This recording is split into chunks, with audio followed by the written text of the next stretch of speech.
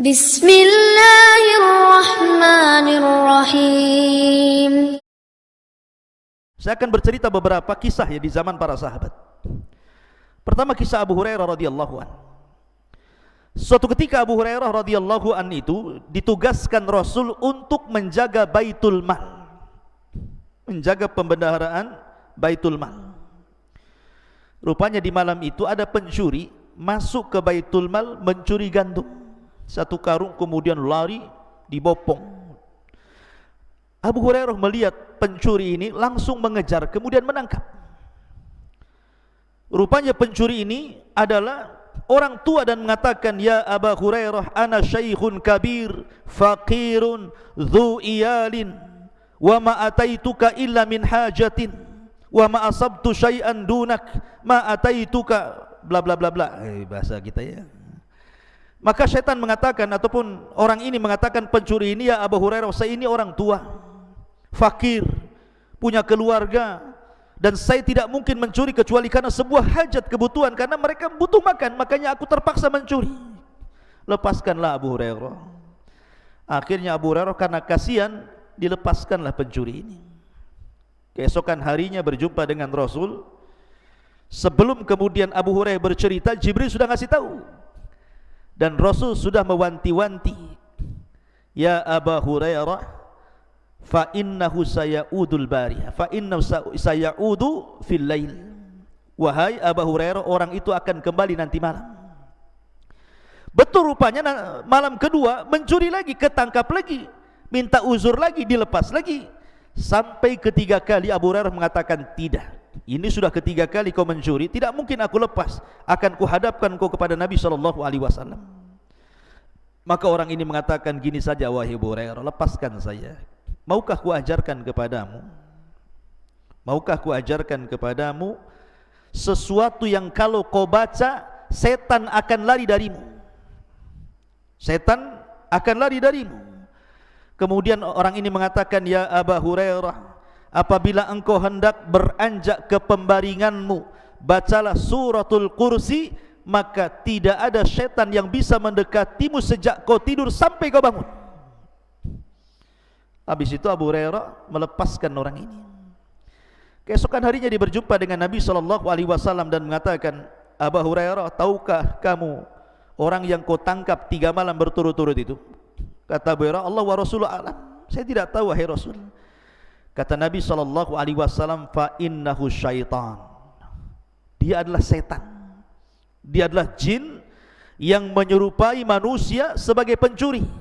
Sadaqaka wa huwa kadzub. Untuk masalah ini, maksudnya ayat kursi yang kau baca, dari semenjak kau tidur sampai kau bangun dan kau tidak akan diganggu syaitan, ini benar.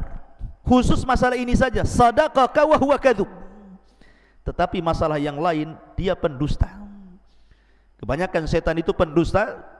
Khusus masalah ini dia benar, gitu maksudnya.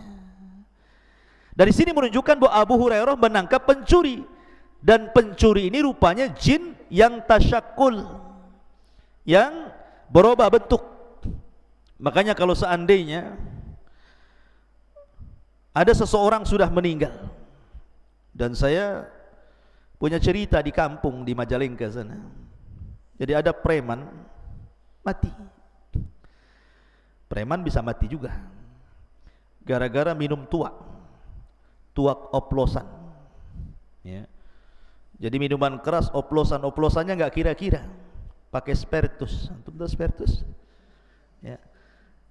Jadi cap orang tua dicampur spiritus, diminum kurang mabok, dicampur pil BK.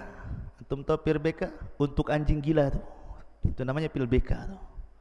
Tuak campur spiritus, kasih pil BK, matilah.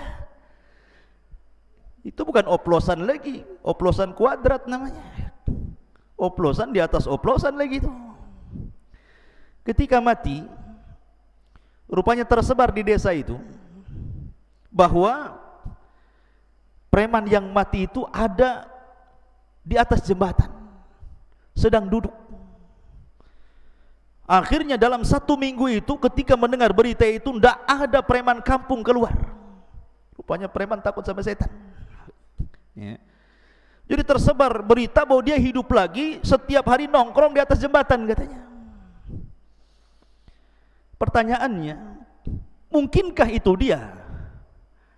Saya pernah bertanya waktu di Yaman kepada Syekh Adnan hafizahullah taala, guru saya yang mengajarkan kitab Fathul Majid, kitab Tauhid, tentang kisah ini. Ya Syekh, saya begini di kampung, persis yang saya ceritakan. Apa kata Syekh Adnan? Dia mengatakan bahwa yang dijumpai itu bukan preman tadi.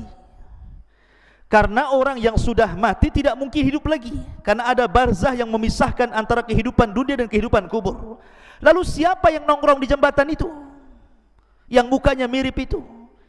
Maka dia bisa menjawab, kalau cerita ini sahih, kalau cerita ini benar gitu ya, bukan dikarang-karang, maka sesungguhnya orang itu adalah qarinnya si preman tadi. Karena setiap orang itu punya qarin, punya jin yang menyertai sejak lahir. Jadi kalau seandainya ada orang mati kemudian hidup lagi, bukan orang itu hidup lagi gentayangan, tetapi qarinnya yang gentayangan membentuk orang mati itu. Jadi bisa saja itu jin yang menakut-takuti manusia.